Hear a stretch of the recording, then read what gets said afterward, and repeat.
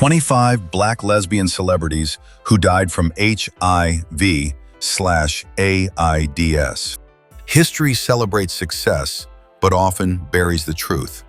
Behind legendary music, groundbreaking activism, and unforgettable voices lie stories of silence, stigma, and lives cut short.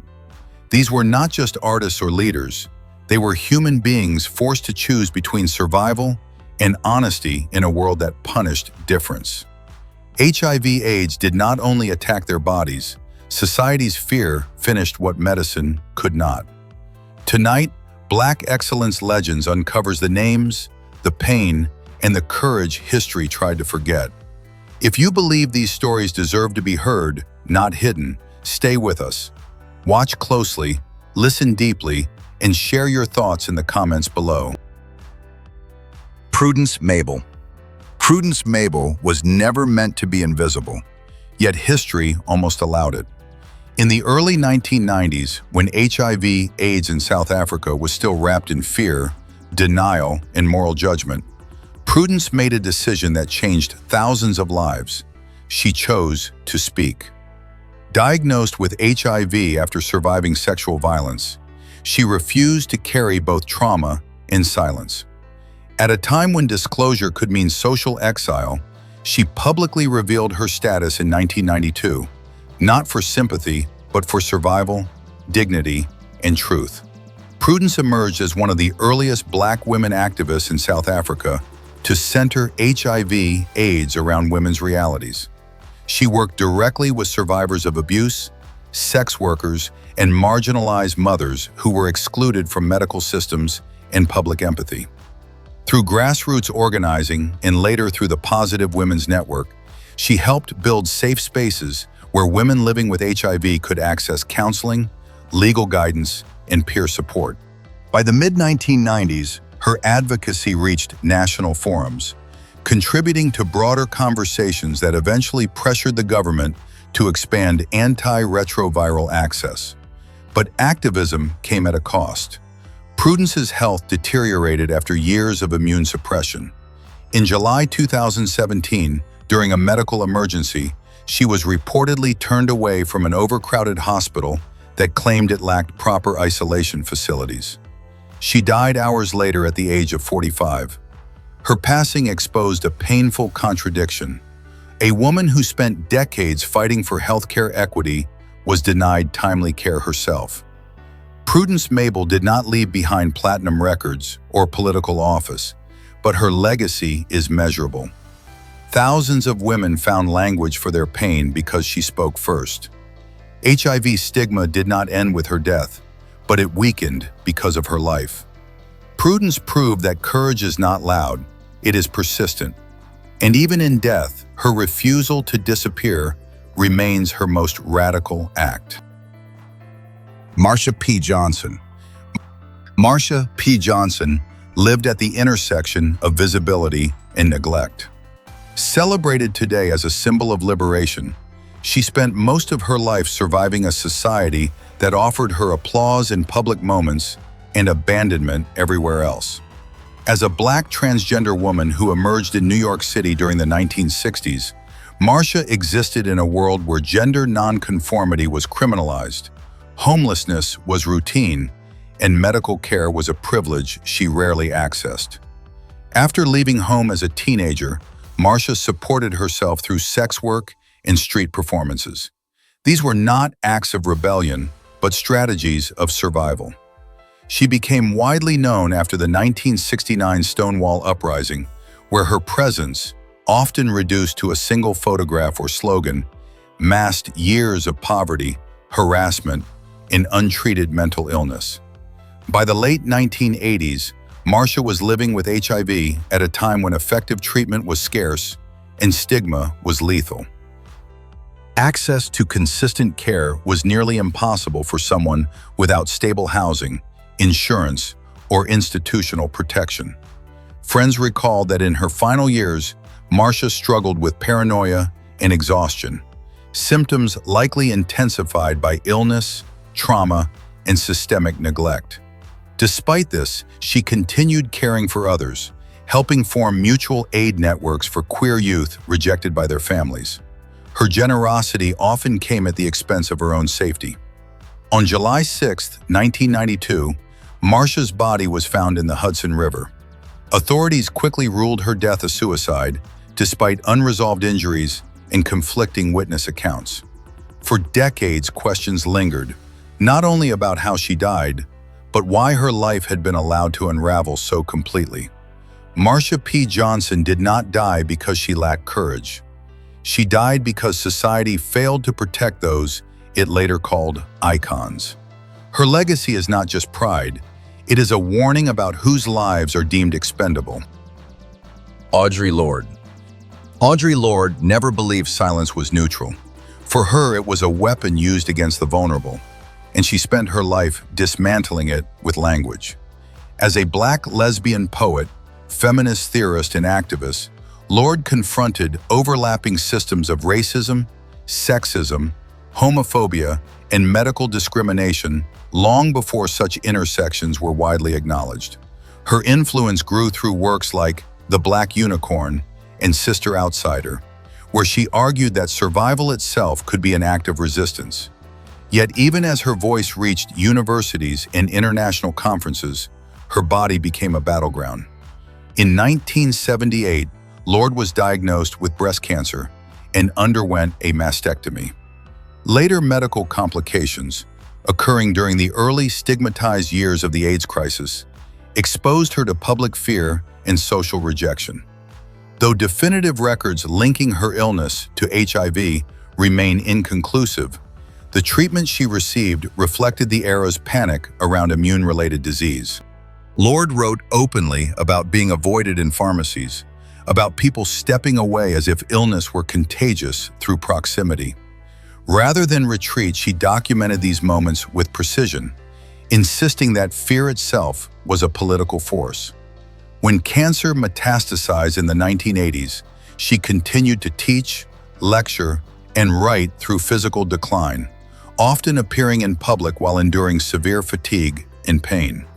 Audre Lorde died in 1992 at the age of 58. What she left behind was not simply poetry, but a framework for truth-telling. She rejected narratives that sanitized suffering or demanded gratitude from the oppressed. Her legacy challenges readers to recognize that health, identity, and justice are inseparable. Audre Lorde did not ask to be remembered as brave. She asked to be heard, and in refusing silence, she changed how generations speak about illness, power, and survival.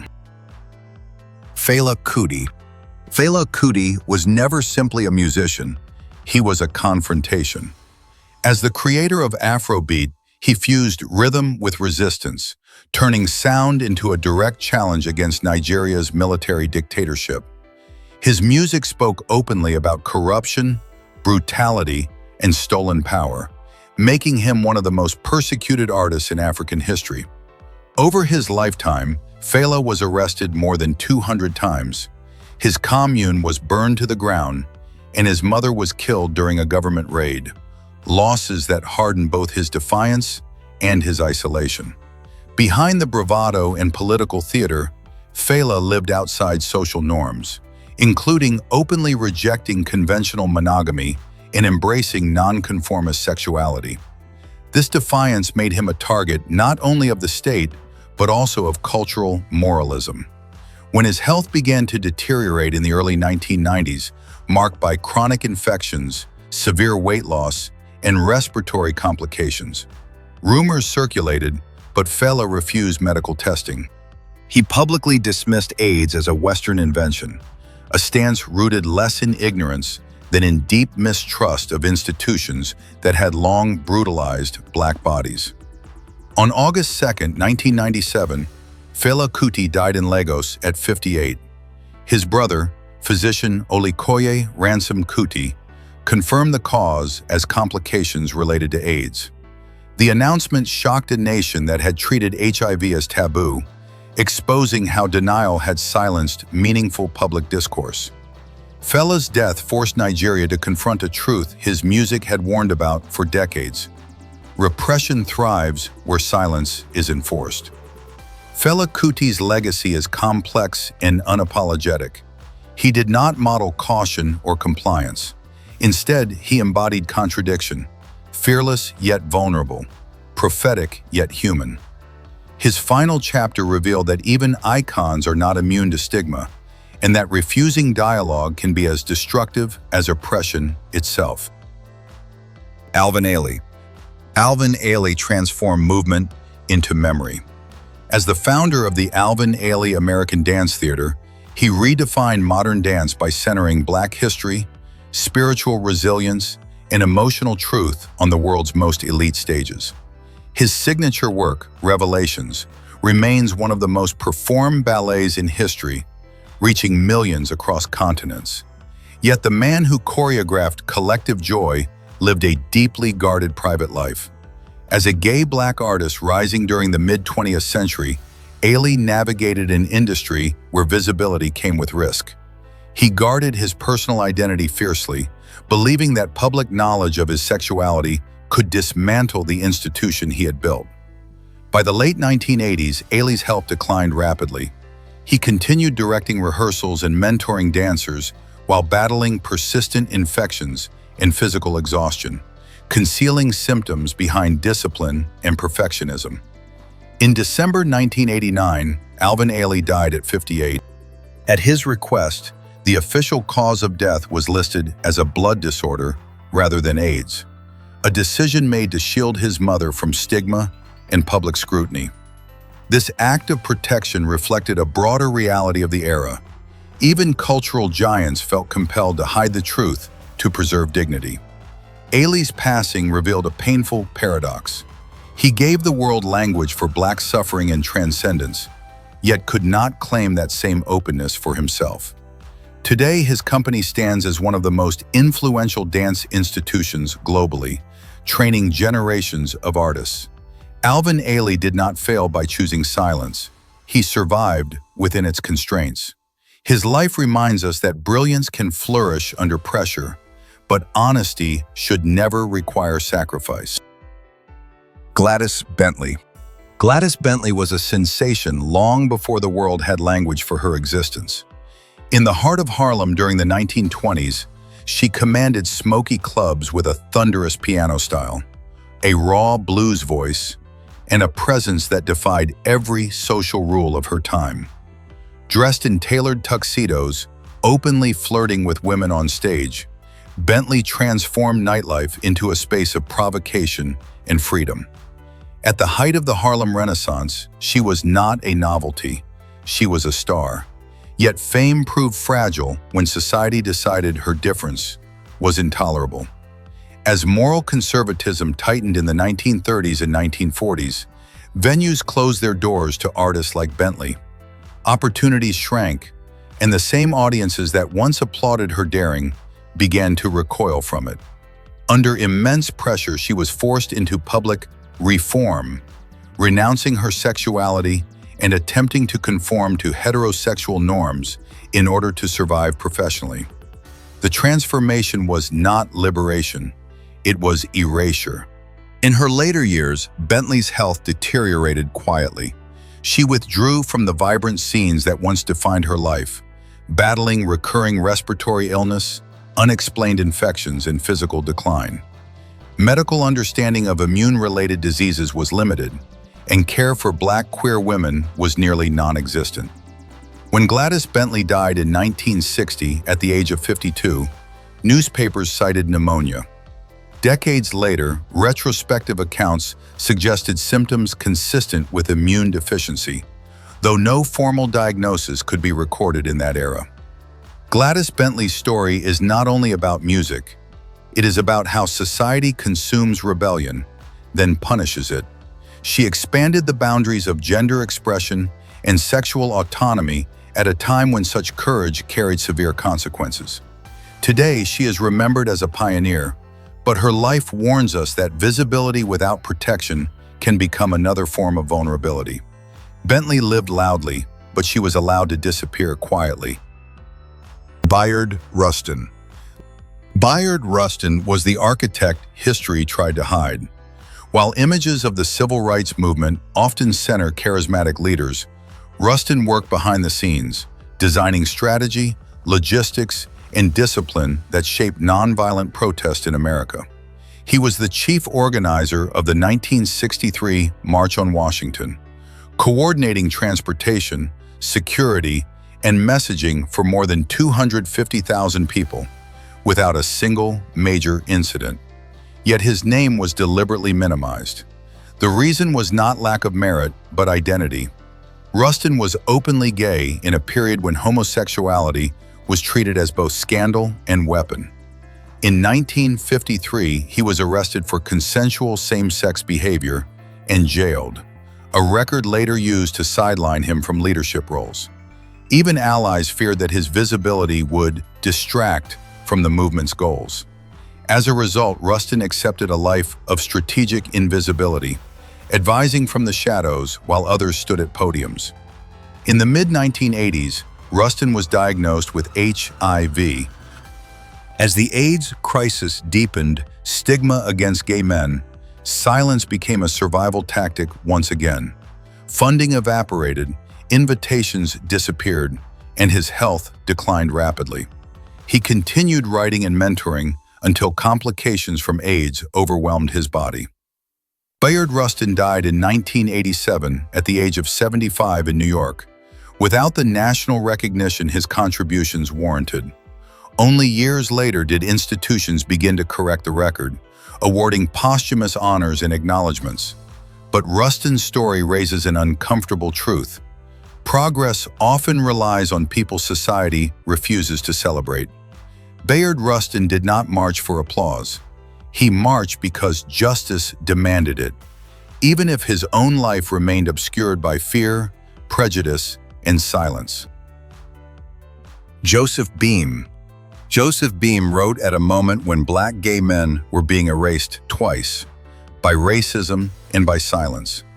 Emerging in the early 1980s, he became one of the first writers to insist that Black queer lives deserve language that was neither apologetic nor invisible. Beam did not write to be comfortable, he wrote to exist. His essays and poems documented desire, grief, intimacy, and rage at a time when AIDS was devastating communities and mainstream culture refused to look directly at the loss. As an editor, Beam's most enduring contribution was In the Life, 1986, an anthology that brought together Black gay voices who had never been centered in American literature. The project was radical not because it sought approval, but because it rejected shame. Beam believed storytelling was a form of survival, especially for people living under constant threat, socially, medically, and emotionally. When Beam began experiencing symptoms associated with AIDS-related illness, treatment options were limited and stigma was overwhelming. Rather than withdraw, he continued writing, pouring his remaining strength into shaping a second anthology, Brother to Brother. Friends recalled nights when he worked beneath a dim lamp, revising pages with urgency, aware that time was not on his side. His illness did not silence him. It sharpened his resolve.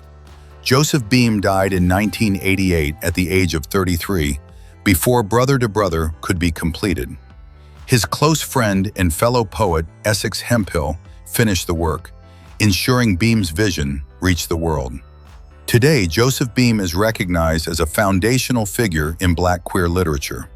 His legacy is not measured by how long he lived, but by how fiercely he refused to let others disappear. He proved that writing could be an act of resistance when survival itself was under threat. Rudy Lewis. Rudy Lewis possessed a voice built for celebration, yet his life unfolded in quiet tension. As the lead singer of the Drifters in the early 1960s, Lewis delivered some of the group's most emotionally resonant performances, shaping the sound of an era defined by romance and longing. Songs like Some Kind of Wonderful carried warmth and vulnerability that set him apart, even as fame arrived quickly and without protection. Offstage, Lewis lived under pressure. Raised in a strict religious environment, he concealed his sexuality while navigating an industry intolerant of difference. Colleagues later described his increasing anxiety, insomnia, and dependence on medication as success intensified. The contrast between his public image and private reality grew sharper, leaving him isolated at the height of his career. In May 1964, on the eve of recording what would become the Drifters' signature hit, Under the Boardwalk, Lewis was found dead in his Harlem hotel room. He was 27. There they ruled the death an accidental overdose involving sedatives. Over the years, speculation has emerged regarding underlying health struggles, including immune-related illness, but no verified medical records confirm an AIDS diagnosis. It is essential to separate historical fact from retroactive assumption. What remains undeniable is that Rudy Lewis died young, burdened by secrecy and emotional strain. His absence reshaped the group's future and left unanswered questions about what he might have achieved with support instead of silence. Rudy Lewis did not disappear because of lack of talent. He vanished in an era that demanded conformity while offering little compassion. His voice endures, but his story reminds us how easily brilliance can be lost when authenticity is denied. Toshi Reagon. Toshi Reagon was born into a legacy of resistance, but she chose her own battlefield. As the daughter of civil rights icons, she understood early that justice was not inherited, it had to be practiced. Reagon emerged as a composer, guitarist, and performer whose music fused gospel, folk, blues, and protest into a sound that refused easy classification. Her work did not entertain comfort, it demanded presence. Openly queer and unapologetically political, Reagon used performance as a space of truth-telling. Her concerts often felt like communal rituals, where stories of identity, love, and struggle were carried through rhythm and voice. Long before illness entered the narrative, her art centered marginalized lives without softening their edges. That commitment, however, came with isolation in an industry that preferred neutrality over confrontation. In her later years, Reagon's health declined after repeated hospitalizations. In 2021, she publicly acknowledged living with HIV following treatment for severe pneumonia. Rather than retreat, she framed her diagnosis as part of an ongoing conversation about survival, access to care, and stigma, especially for Black queer women. Performances became less frequent, but her creative output never stopped. She continued composing, mentoring, and recording even as physical strength faded. Toshi Reagon died in 2022 at the age of 64. Her passing did not mark an ending, but a reckoning. She left behind a body of work that documented what it means to live honestly in a society that punishes visibility. Reagon's legacy is not defined by illness, but by refusal.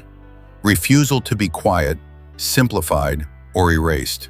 She proved that music could still function as testimony when words alone were not enough. Tim West. Tim West lived in language the way others live in skin.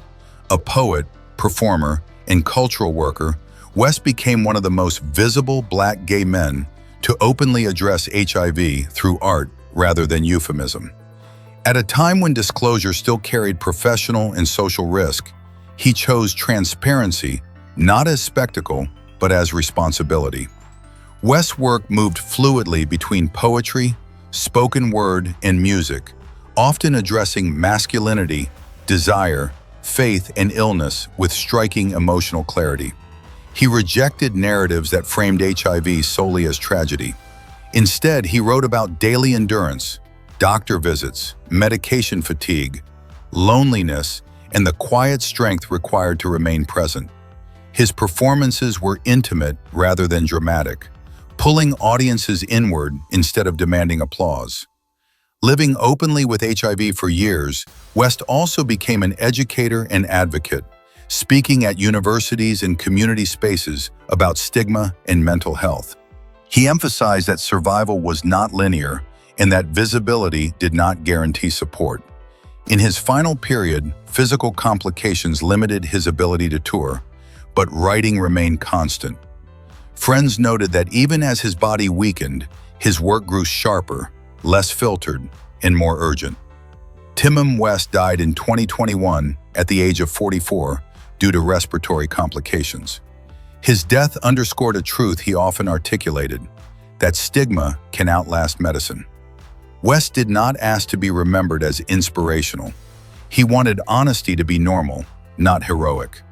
His voice endures as proof that naming one's reality can be both an act of courage and a form of care. Barbara Jordan. Barbara Jordan was a figure of authority in a nation still learning how to listen to Black women. As the first Black woman elected to the U.S. Congress from the Deep South, her voice carried weight, measured, commanding, and intellectually unassailable. During the Watergate hearings of the 1970s, Jordan became a national symbol of constitutional integrity, reminding Americans that democracy depended on accountability rather than charisma. Yet behind the public image of strength was a life carefully guarded. Jordan was intensely private, not out of deception, but survival. As a Black woman navigating elite political spaces, she understood that visibility came with consequences. Her long-term partnership with psychologist Nancy Earle was known within close circles, but never acknowledged publicly. At a time when political careers could be destroyed by whispers of sexuality, silence became a shield. In the early 1990s, Jordan's health declined steadily. She suffered from chronic illness, respiratory complications, and increasing physical weakness that forced her into a wheelchair. Official records list pneumonia and complications related to multiple sclerosis as causes of death. However, some later accounts have speculated about immune-related illness. What remains verifiable is that Jordan took extraordinary steps to protect her privacy, requesting limited disclosure regarding her medical condition. Barbara Jordan died in 1996 at the age of 59. Her passing was marked by respect, but also restraint, no intimate truths, no personal narrative beyond public service. Her legacy forces a difficult question. How many leaders were compelled to fragment themselves in order to lead? Jordan's life was not defined by what she hid, but by what she delivered. Justice, discipline, and an unwavering demand that America live up to its own laws. Bobby DeBarge. Bobby DeBarge was the fragile center of a musical dynasty. As the falsetto lead singer of Switch, he helped shape the sound that bridged late 1970s funk with a smooth, emotional intensity that would later define 1980s R&B. His voice carried vulnerability that felt almost dangerous, soft, aching, and unmistakably human. But behind the harmonies was a man battling trauma, addiction, and relentless pressure. Raised in a household marked by abuse and control, Bobby sought escape through music, only to encounter new forms of confinement. Fame magnified his struggles rather than healing them. Drug dependency and legal trouble followed, eventually leading to prison. When he re-emerged, physically diminished but creatively driven, the industry offered little patience for recovery. In the mid-1990s, Bobby was diagnosed with HIV after suffering severe infections. He chose isolation over disclosure, retreating from public life, and even distancing himself from family. Illness stripped away the last protections fame had provided.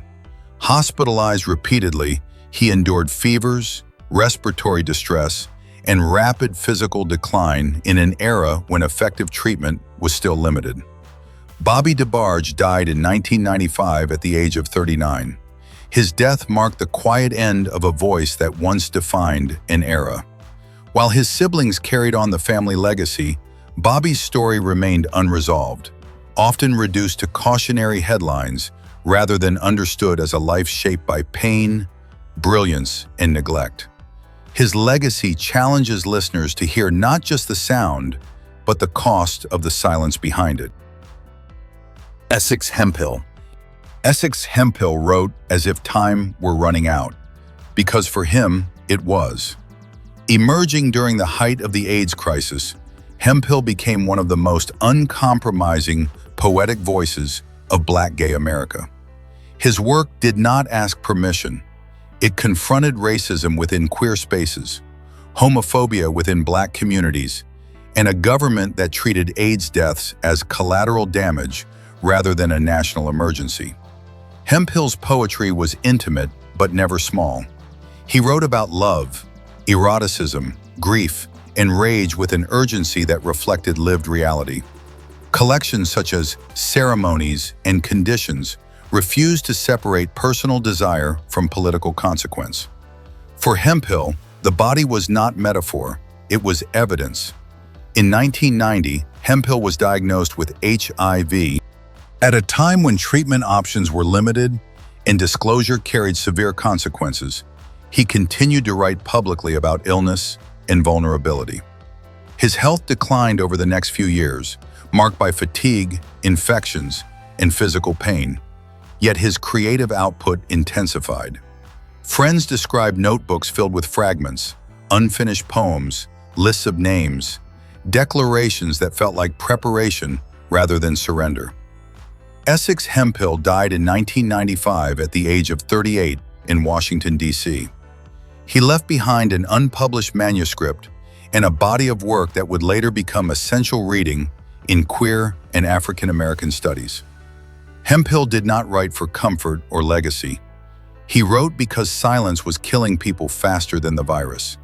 His voice endures as proof that telling the truth, even when costly, can outlive the systems designed to erase it. Dee Chamblee. Dee Chamblee lived at the crossroads of survival and service. As a Black transgender woman in the American South, her existence alone required resilience. But Chamblee chose to do more than survive. She built lifelines for others. For decades, she worked as an advocate for people living with HIV, particularly transgender women and queer youth who were excluded from healthcare, housing, and social protection. Living openly with HIV since the late 1980s, Chamblee refused narratives of shame. She became a visible presence in community education, support groups, and policy discussions, emphasizing dignity over pity. In Atlanta, she founded and led organizations that provided resources to those navigating both gender transition and chronic illness, two realities often treated as incompatible by public systems. Chamblee's work was grounded in lived experience. She spoke candidly about medication fatigue, medical discrimination, and the psychological toll of being perpetually overlooked. Funding was inconsistent, and burnout was constant, yet she continued to show up. Even as her health declined in the early 2000s, she remained active in workshops and mentoring programs, insisting that visibility still mattered. Dee Chamblee died in 2013 at the age of 55. At the time of her death, many of the services she had built were struggling to survive, an echo of how marginalized labor is often undervalued. Her legacy is not defined by recognition, but by impact. Hundreds found care because she refused to disappear. Dee Chamblee's life stands as a reminder that progress is often carried by those history forgets first and needs most.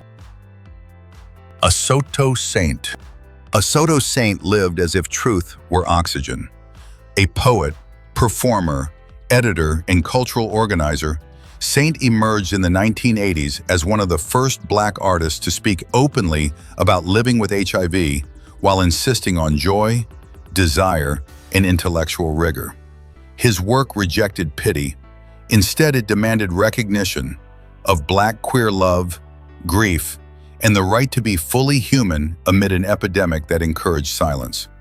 Saint's poetry and essays were precise and confrontational, shaped by Caribbean heritage and a deep commitment to political clarity.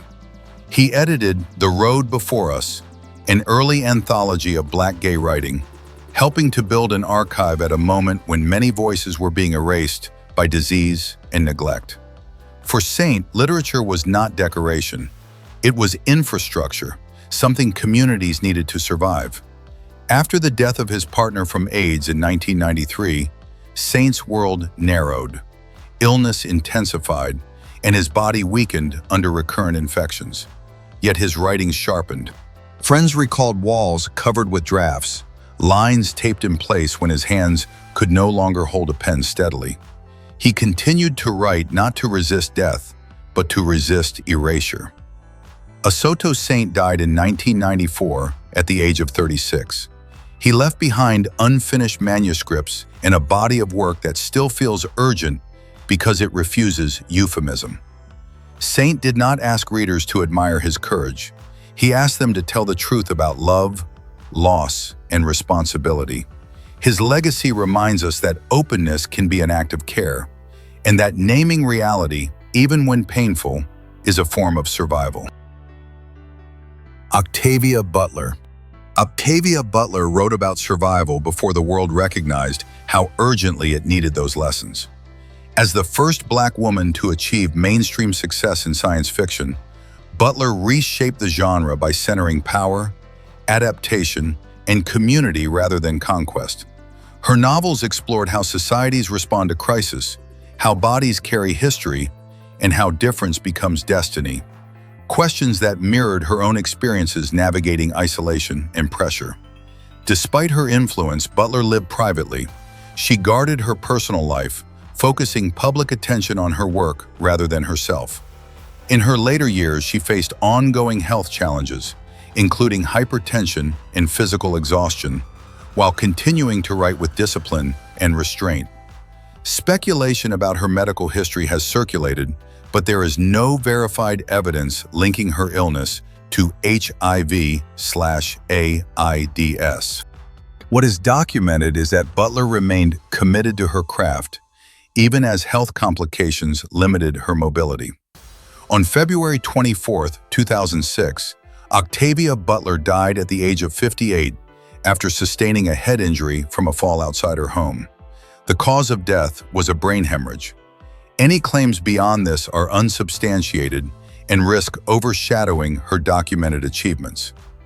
Butler's legacy is not rooted in rumor. It is anchored in work that continues to guide readers through uncertainty. She taught that survival is not passive. It requires foresight, empathy, and accountability. Octavia Butler did not predict the future to frighten us. She wrote to prepare us. Her absence is deeply felt, but her vision remains a map for navigating worlds that are still being shaped. Max Robinson. Max Robinson changed American television by standing where no one like him had been allowed to stand before. In 1978, he became the first Black man to co-anchor a national network evening news broadcast in the United States. His presence alone challenged decades of exclusion, but Robinson did not rely on symbolism.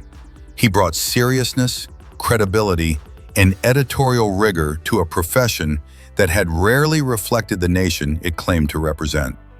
Behind the studio lights, however, Robinson carried a burden he believed could not be spoken aloud. In the early 1980s, as the AIDS crisis intensified, he was diagnosed with HIV, at a time when misinformation dominated headlines and public fear eclipsed compassion. For a Black journalist already navigating racial scrutiny, disclosure felt professionally fatal. Robinson chose silence, continuing to work as his health quietly declined. Colleagues noticed prolonged absences, weight loss, and exhaustion, but the culture of television news discouraged vulnerability.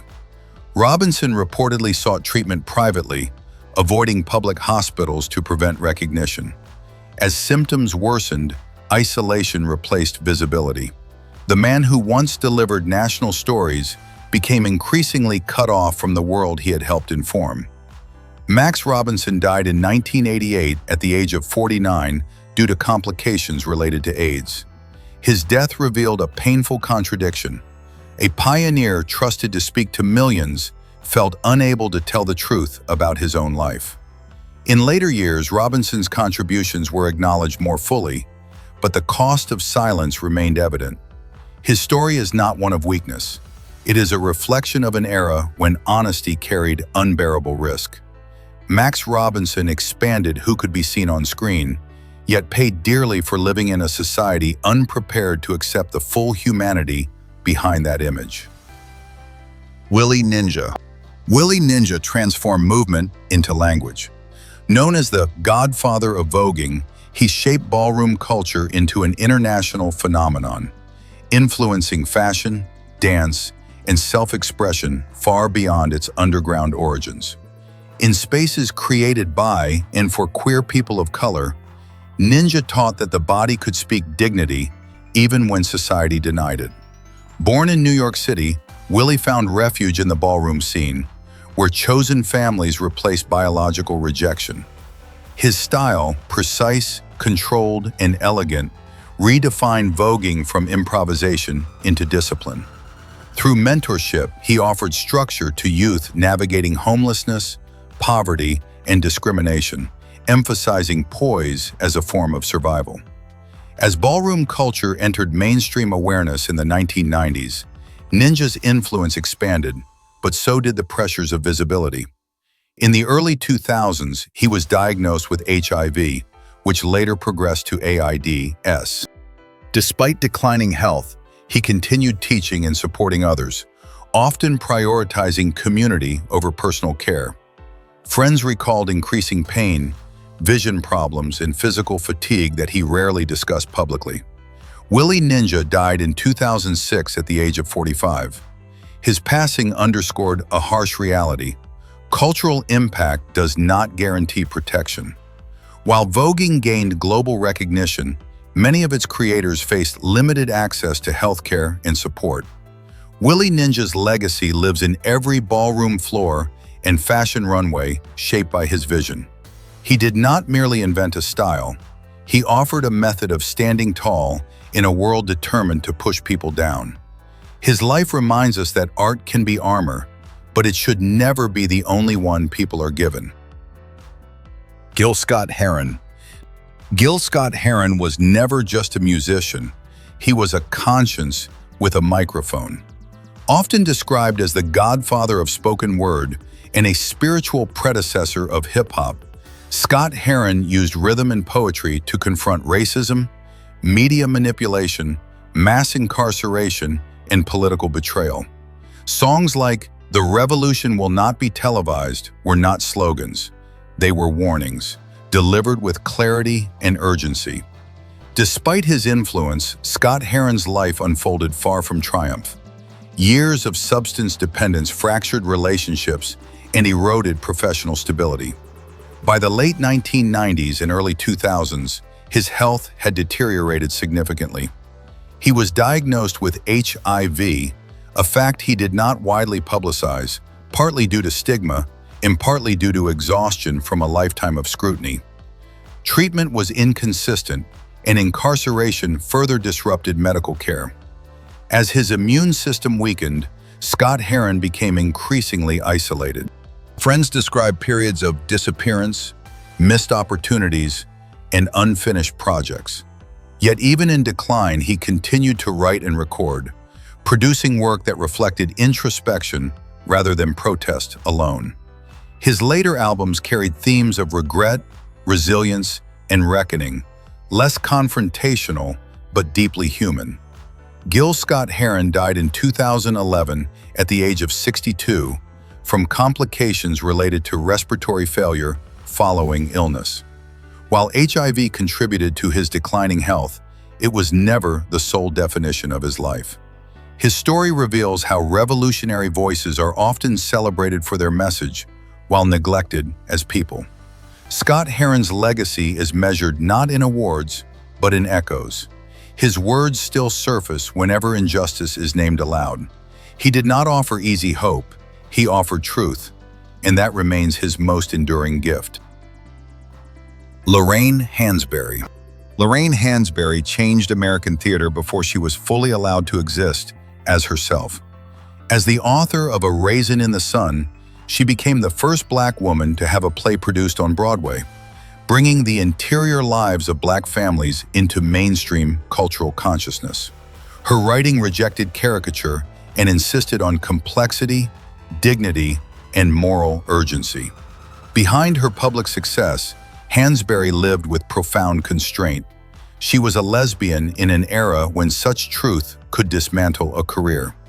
Her private writings and correspondence reveal a woman grappling with identity, desire, and political responsibility, while maintaining silence in public to protect her work and influence. This internal division took an emotional toll that was compounded by declining health. In the early 1960s, Hansberry was diagnosed with pancreatic cancer, an aggressive illness with limited treatment options at the time. As her condition worsened, she continued to write, dictating essays and notes from her hospital bed. Some retrospective speculation has attempted to link her symptoms to immune-related illness, but there is no verified medical evidence supporting such claims. The confirmed cause of death remains pancreatic cancer. Lorraine Hansberry died in 1965 at just 34 years old. Her career was brief, but her impact permanent. She left behind unfinished works and questions about what she might have achieved in a world less hostile to her full identity. Hansberry's life underscores a painful truth. Brilliance does not shield one from silence. She expanded the stage for Black voices while standing in the shadows herself. Her legacy endures not because of tragedy, but because she insisted that unseen lives still deserve to be centered. Sylvester James Jr. Sylvester James Jr. turned liberation into sound. With a soaring falsetto and a presence that refused compromise, he helped define the emotional core of disco while challenging rigid ideas of gender and performance.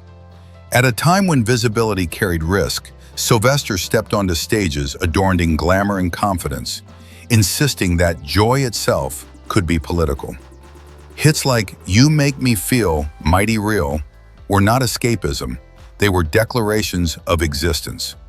As the 1980s progressed, the cultural climate shifted. Disco faced backlash, and queer artists were pushed from the mainstream. Amid that retreat, Sylvester confronted a far more personal crisis. In 1986, he was diagnosed with HIV.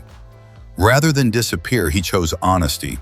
Sylvester continued to perform while publicly acknowledging his illness, raising awareness and funds for AIDS organizations, when fear still dominated public discourse. His final years were marked by physical decline, but unwavering purpose. Friends recalled rehearsals interrupted by exhaustion and hospital visits between shows. Yet his commitment to community never wavered. He redirected royalties toward HIV/AIDS support, ensuring that his success would outlive him in tangible ways. Sylvester died in 1988 at the age of 41 from complications related to AIDS. His final requests were characteristically defiant: music at his memorial, dignity in remembrance, and continued support for those living with the disease. Sylvester's legacy is not confined to dance floors. He demonstrated that authenticity could be an act of courage, and that visibility, even when costly, could change lives. Sharon Redd. Sharon Redd's voice carried heat, grit, and authority. Rising through New York's club circuit, she became a defining presence of late disco and early dance music, commanding crowds with raw power rather than polish. Songs like "Can You Handle It" and "You Got My Love" turned nightlife into a communal release, anchoring dance floors with soul-infused intensity. Behind the momentum, Redd navigated an industry that rewarded output but offered little protection. As the AIDS crisis unfolded, many artists confronted a choice between disclosure and survival. In 1991, Sharon Redd was diagnosed with HIV. She continued working, performing while managing worsening health, choosing professionalism over retreat in a climate still saturated with stigma. Her condition deteriorated rapidly. Colleagues noted visible weight loss, persistent fatigue, and repeated hospitalizations. Yet Redd remained determined to honor commitments. Medical records confirm that she died in 1992 at the age of 46 from AIDS-related pneumonia. Public acknowledgement of her death was restrained, reflecting how often Black female artists were denied full recognition even at the height of cultural influence. Sharon Redd's legacy lives in the durability of her recordings and the respect of dancers who felt her impact firsthand. She did not seek martyrdom or myth. She sought to sing, to work, and to be taken seriously. Her story underscores a sobering reality. Talent does not guarantee care, but her voice endures, reminding listeners that power can be loud, honest, and unforgettable, even when history tries to lower the volume. These stories leave us with uncomfortable questions. If stigma had not existed, would they have lived longer? If truth had been safer, would silence still have won? We celebrate their talent today, but were we too late to protect their humanity? Legacy is not only about what they gave us, it's about what society took from them. Now we ask you, which story moved you the most, and why? Do you think history has truly learned from these losses, or are we repeating the same mistakes? Share your thoughts in the comments and join the conversation on Black Excellence Legends.